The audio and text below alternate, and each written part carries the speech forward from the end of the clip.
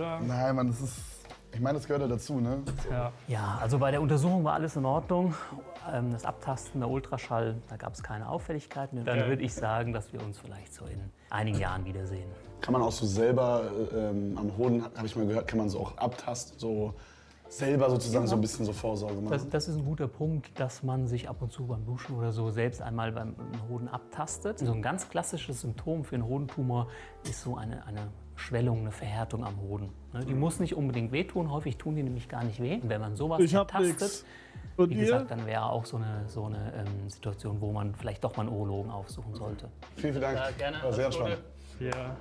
Wie häufig treten eigentlich Erektionsstörungen auf? Erektionsstörungen sind gar nicht so selten, vor allem bei älteren Herren treten die auf, aber es gibt auch durchaus jüngere Männer, die darunter leiden.